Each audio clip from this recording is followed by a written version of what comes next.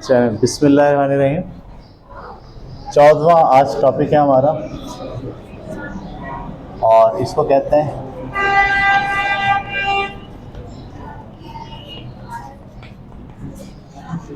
Gas lighting. ठीक है, manipulator आपको इस टेक्निक के ज़रिए मैनिपुलेट करता है और वो ये साबित करने की कोशिश करता है कि आपकी सोच गलत है, आप गलत सोच रहे हैं। दलील से साबित नहीं करता, वाक़यात, हालात प्लॉट करेगा, पूरा प्लान, जिसमें बार बार आपको ये बताएगा कि आप जो सोच रहे हो वो गलत है, आप ठीक नहीं सोच रहे। सही है, अगरचे कि आपके पास बड़े शवाहिद होंगे, बड़ी शहादतें होंगी, बड़े सबूत होंगे, लेकिन वो बिल्कुल घुमा फिरा के ये साबित कर देगा कि आप गलत सोच रहे हो। न सिर्फ ये बल्कि वो मेंटली आपके अंदर शक पैदा कर देगा कि आप बोलोगे हाँ शायद मैं ही गलत हूँ, हाँ शायद मैं ही गलत हूँ। और एक बार अगर आपने ये कह दिया कि हाँ शायद मैं ही गलत हूँ, तो हर अगली बार वो बोलेगा तुमने पहले भी तो ये सोचा करती थी तुम, या सोचा करते थे तुम, और वो भी गलत निकला था, ये भी गलत होगा। ये तुम्हारे जहन की इख्तिरा है, तुम्हारे जहन में अजीब अजीब ख्यालात खुद ब खुद आते हैं और बिलाखिर ये बताने की कोशिश करेगा कि तुम नफ्सियाती मरीज़ हो। सही है, ये एक बहुत जो सीरियल किलर टाइप के लोग होते हैं ना, साइकोटिक टाइप के लोग, यानी जिनकी जो मुजरिमाना हद तक जो है वो मैनिपुलेटर होते हैं। कुछ मैनिपुलेटर तो सिंपल होते हैं, सादा सा, बस उनको घरेलू ज़िंदगी के अंदर अपना बड़ापन चाहिए होता है, उनको घरेलू ज़िंदगी के अंदर अपना लीडरशिप चाहिए होती है, तो वो मैनिपुलेट करते हैं। लेकिन कुछ मैनिपुलेटर जो है वो इससे बढ़ जाते हैं और वो मुजरिम होते हैं। सही है, वो अपनी मुजरिमाना जो वारदातें हैं, ठीक है, उस पर पर्दा डालने के लिए जो उन पर नज़र रखा हुआ है, ये जो उनको ये साबित करने की कोशिश करता है कि भाई तुम तो मुजरिम हो, तो ऐसा प्लान करते हैं कि उस आदमी ही को गलत साबित कर देते हैं कि तुम्हारी सोच ही गलत है, तुम्हारे सारे सबूत गलत हैं, ये सब का सब तुम्हारा जहन की पैदावार है, हकीकत में ऐसा कुछ नहीं। सही है, ये एक फ़िल्म है गैस लाइट, आप फिल्म देखें, कोशिश करें। इंग्लिश में फ़िल्म है गैस लाइट, पुरानी ज़माने की फ़िल्म है और कोई एक्शन मूवी नहीं है, मारधाड़ नहीं है, नफ्सियाती मूवी।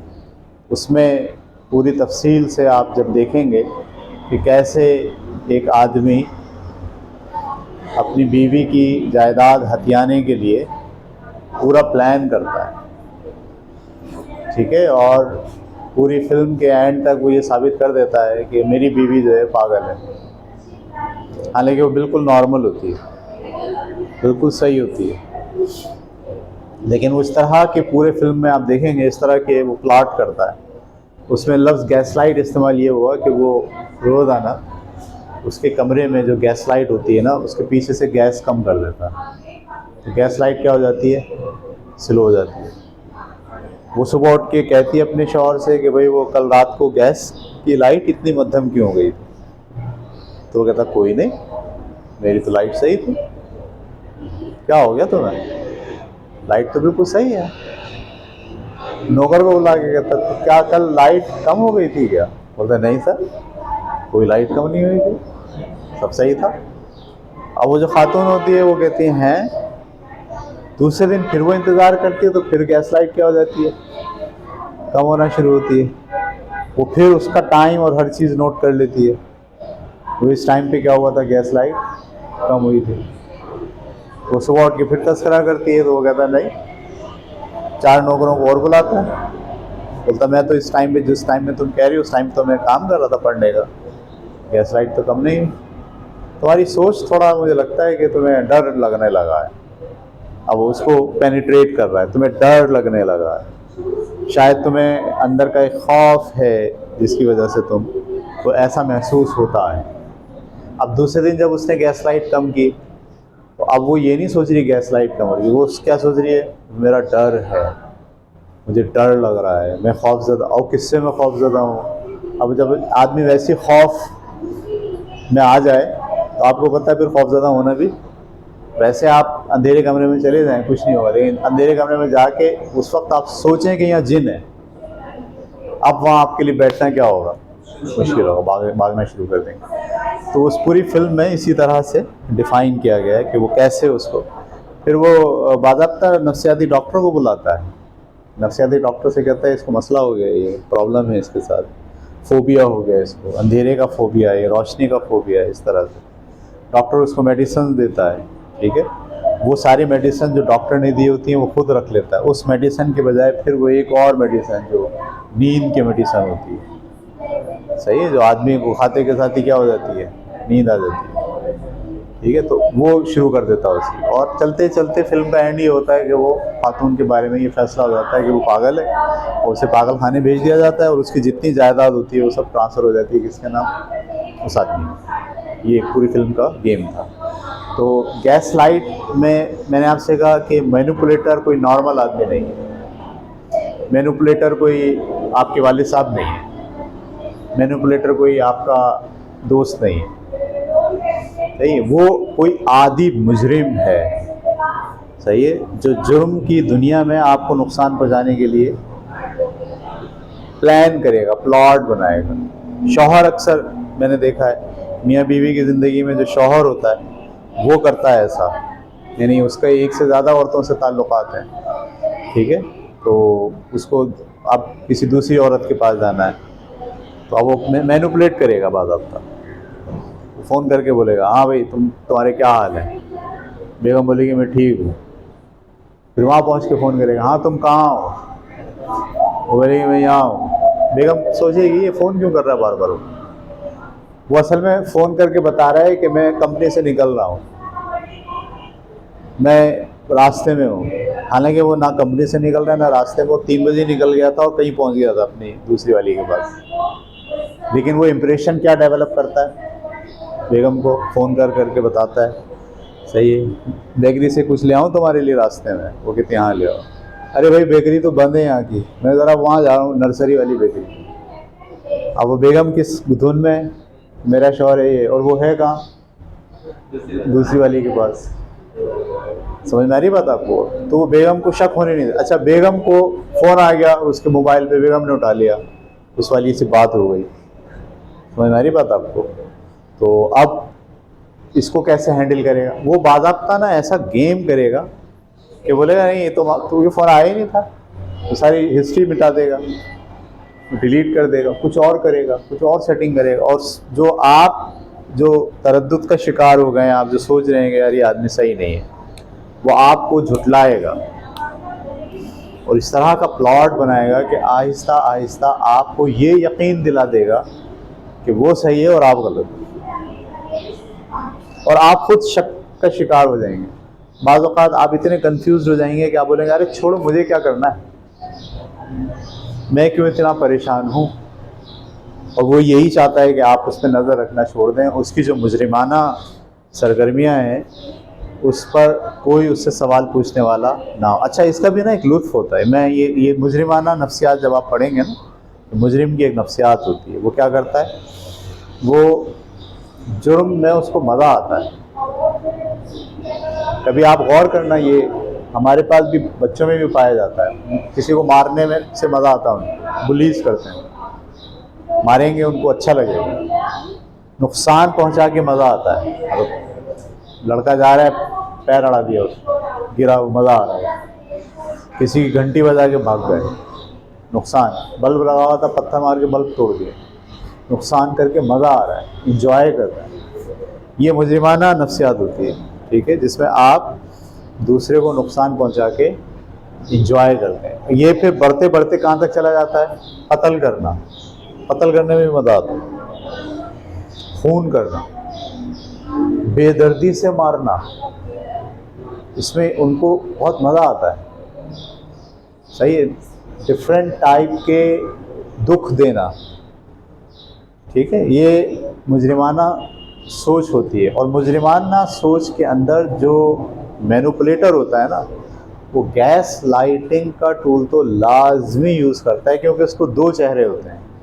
एक पब्लिक के सामने होता है, बेहतरीन, हमदर्द, मोहब्बत करने वाला, सही ख्याल रखने वाला, ये चेहरा होता है। और उसका जो दूसरा चेहरा होता है, जिसमें उसे इंजॉय करना है तकलीफ़ पहुंचा के, वो जो दूसरा चेहरा, या जुर्म करके, ज़रूरी नहीं होता कि तकलीफ़ पहुंचाए, जुर्म करके चोरी करेगा, डकैती करेगा, अच्छा लगता है उसको। आम पब्लिक के सामने बिल्कुल सही है, नकाब लगा के डकैती करेगा, क्योंकि ये थ्रिल है।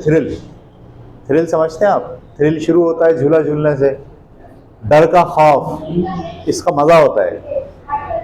डर के खौफ का भी एक मज़ा होता है, उसको थ्रिल कहते हैं। झूला जो झूलते हैं आप, बड़े से मुश्किल झूला जाते हैं झूलने, क्यों?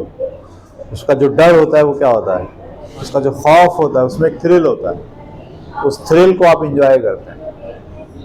यही थ्रिल और यही डर का खौफ किसी मैनिपुलेटर के अंदर, जो साइकोटिक होता है, उसमें उस डर और उस खौफ से वो इंजॉय करता है। तो ऐसे ऐसे काम करेगा मुश्किल। आपने देखा होगा फिल्मों में, मतलब वो गाड़ी लेके भाग रहा है सड़कों पे, अक्सर आती होंगी वीडियो, एक चोर है जो भाग रहा है, पीछे पुलिस लगी हुई है, उसको मज़ा आ रहा है उन पुलिस वालों को डॉज देने में, उनकी गाड़ियाँ टकराने में, उसको बहुत मज़ा आ रहा है, ठीक है।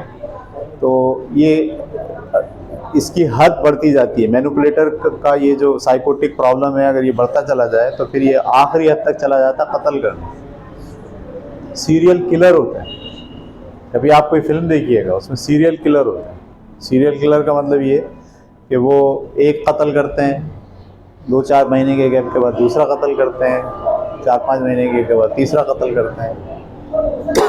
उनकी भी 2 लाइफ होती हैं। बज़ाहिर वो ऐसे आम से आदमी होते हैं, सिंपल से। अभी मैंने एक फिल्म देखी थी, उसके अंदर वो फूलों की दुकान होती है उस आदमी, काम देखिए उसका कौन सा, फूलों का, पौधे लगा रहा है, फूल लगा रहा है, पौधों से बातें कर रहा है, फूलों से बातें कर रहा है वो पीछे सीरियल किलर, यानी उसने 16-17 लोगों को मार चुका है वक्त तक। उसको तलाश करना होता है वो। अच्छा, फिर उसके साथ जो हीरोइन होती है, हीरोइन को जब आइडिया होने लगता है कि ये आदमी सीरियल किलर है, तो फिर उसकी मैनिपुलेशन दिखाई, ये गैस लाइटिंग बोलते हैं जिसको, कि वो अपनी हीरोइन को ये बताने की कोशिश कर रहा है कि वो बहुत नेक आदमी है, तुम्हारा ख्याल गलत है, तुम्हारी सोच गलत है, ऐसी प्लानिंग वो कर रहा है, ऐसा प्लॉट बना रहा है। इसमें वो इंजॉय करता है बहुत, उसको मज़ा आता है। सही है। तो अल्लाह ना करे कि हम में से किसी को इस किस्म के मैनिपुलेटर से साबका पड़ जाए। अगर आपको किसी वक्त ये अंदाज़ा हो जाए कि आपकी ज़िंदगी में बाज़ औक़ात शादी जब हो जाती है तो पता चलता है कि शौहर जो है वो जो मैनिपुलेटर है वो साइकोटिक है, ठीक है, ये अंदाज़ा 1-2 साल के अंदर ही खातून को हो जाता है कि भाई ये इसको जुर्म करने में मज़ा आता है, इसको तशद्दुद में मज़ा आता है, तो ये मारेगा वो बाद में रोएगा, आपसे माफ़िया मांगेगा, आप रफ़ा दफ़ा करके ख़त्म कर दोगे, उसके बाद 4 दिन के बाद फिर 2 मुक्के मार देगा, हंटर रखेगा पास अपने, तशद्दुद करेगा जिस्मानी। सही है।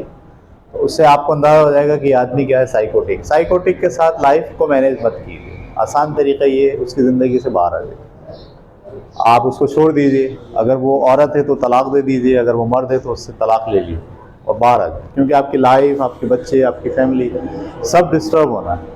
आप उलझे ही रहोगे सारी ज़िंदगी, उसके साथ आपको क्लैश होगा, आपके साथ नहीं होगा, वो किसी के साथ कर रहा होगा, वो पकड़ा जाएगा, वो थाने में चला जाएगा, आपकी बदनामी होगी। इसलिए आराम से जना, जो गैस लाइटिंग करने वाले साइकोटिक लोग हैं, उनसे आपको अपना रिश्ता नाता तोड़ लेना चाहिए, बाहर आ जाए। लेकिन जो बहुत मुख्तलिफ़ किस्म के जो लो लेवल के गैस लाइटिंग करने वाले मैनिपुलेटर हैं और इतने साइकोटिक नहीं हैं, उनका हल ये है कि वो जो आपको कह रहे हैं ना, उस पर आप यकीन मत करें। आप अपनी इंस्टिक्ट पे यकीन करें और खुद पे शक मत करें। जब आपको कोई शक हो जाए ना कि यार ये ऐसा हो रहा है, ऐसा है, और वो आदमी आपको ये कायल करने की कोशिश कर रहा हो कि ऐसा नहीं है, आप उसकी नहीं माने, अपनी इंस्टिक्ट पर, अपनी जो आपने नोट किया है और आपको जो अंदाज़ा हुआ है कि ऐसा हो रहा है, उसको अहमियत देंगे आप। सही है। और प्रूफ करने की कोशिश करेंगे आप। मज़ा दोनों तरफ की जंग होती है। फिर आप प्रूफ करने की कोशिश करते हैं कि आप सही कह रहे हो, आप जो नोट कर रहे हो वो सही है, आप जो देख रहे हो वो सही है, जिन वाक़यात से आपसे गुजर रहे हो वो एग्जैक्ट हैं। उसके लिए आप कैमरा इस्तेमाल करेंगे, उसके लिए आप मोबाइल इस्तेमाल करेंगे, उसके लिए आप लोगों को गवाह बनाएंगे। बहुत मतलब फिर ये जंग है आपकी उसके साथ, साइकोटिक के साथ। सही है।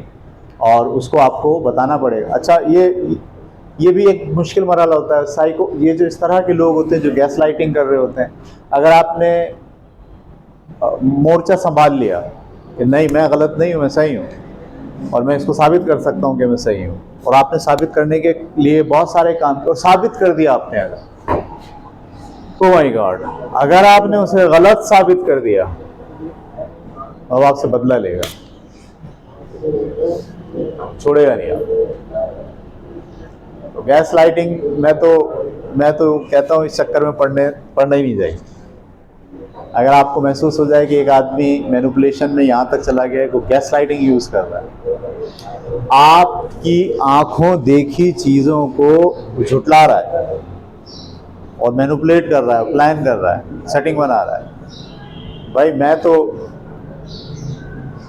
इस आदमी के साथ जान छुड़ाने के हक में हूँ। इनका इलाज भी नहीं है कोई, जब तक ये खुद ना चाहें। हमेशा याद रखिए, मैनिपुलेटर जो इस टाइप का हो जाए, वो जब तक खुद नहीं चाहेगा कि मैं इलाज करूं, मैं सही हूं, मैं बेहतर हूं, कोई इसका इलाज नहीं। ना कोई दवाई है इसके पास, ना काउंसलिंग है, क्योंकि इसका बुनियादी मकसद सिर्फ और सिर्फ क्या है, उसके अंदर जुर्म को इंजॉय करने की जो है वो कैपेसिटी पैदा हो गई। जुर्म आप उसको सही नहीं कर सकते, या तो आप उसको पकड़ के जेल में डाल दें, लेकिन आप जेल में डाल ही नहीं सकते अगर प्रूफ ही नहीं है कोई। जो प्रूफ आप जमा कर रहे हैं वो ऐसा मैनिपुलेट करके उस प्रूफ को ही क्या कर दे रहा है, ख़त्म कर दे रहा है। और उल्टा सिर्फ ख़त्म नहीं कर रहा है, आपको ही झुठला रहा है और आपको नफ्सियाती मरीज़ करार देना शुरू कर देगा। तो अल्लाह ना करे कि हमें किसी ऐसे साइकोटिक पर्सन के साथ हमारा साबका पड़ जाए। अगर पड़ जाए तो मेरी राय है बड़े अच्छे तरीके, आपका दोस्त भी कोई साइकोटिक हो सकता है।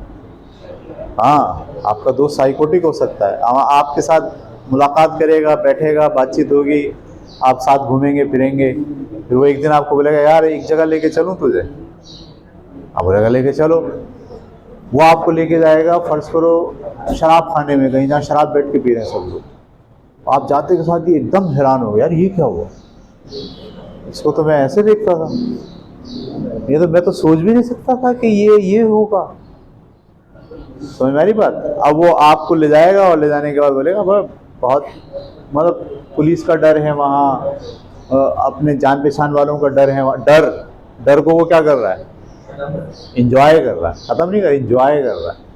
और आपको भी कर रहा है डरपोक है तू, तो डरना थोड़ी होता है।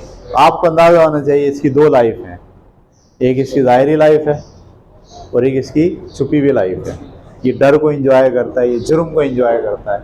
ऐसे आदमी के साथ पहली फुर्सत में कट ऑफ, क्योंकि ऐसे आदमी के साथ आप जैसे जैसे बढ़ते जाएंगे वैसे वैसे आप फंसते जाएंगे उसके चुंगल में, और वो एनर्जी हासिल करता है आपसे, आपको डैमेज करके एनर्जी हासिल करना चाहता है। ठीक है, इंशाल्लाह अगला टॉपिक हम कल डिस्कस करेंगे।